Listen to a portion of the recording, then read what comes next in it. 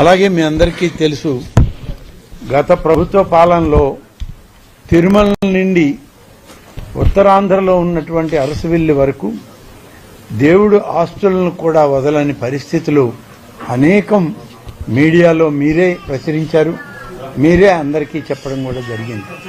ప్రభుత్వం కూడా ఎప్పటికప్పుడు నివేదికలు తెప్పించుకోవాల్సిన అవసరం ఉన్నా గత ప్రభుత్వం నిర్లక్ష్యం చేసింది. ఇప్పుడు మేము వచ్చినప్పటి నుంచి చిన్న వార్త వచ్చిన దాని మీద నివేదిక తీసుకుంటూ ఉన్నాం. ఆ నివేదిక ఆధారంగా అధికారులను సరిచేసుకుంటూ పాలనను ముందుకు తీసుకుపోతూ ఉన్నాం. ముఖ్యమంత్రి గారు మొదటి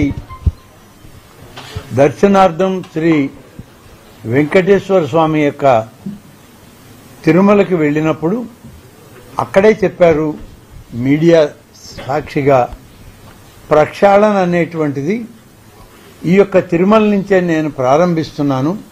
తిరుమల నుంచే ఈ రాష్ట్ర పనితీరు అలాగే దేవాదాయ శాఖలో అన్ని విషయాలను కూడా ప్రక్షాళన చేసి దేవదేవుని యొక్క ఆశీస్సులతో ముందుకు పోతామని చెప్పడం జరిగింది.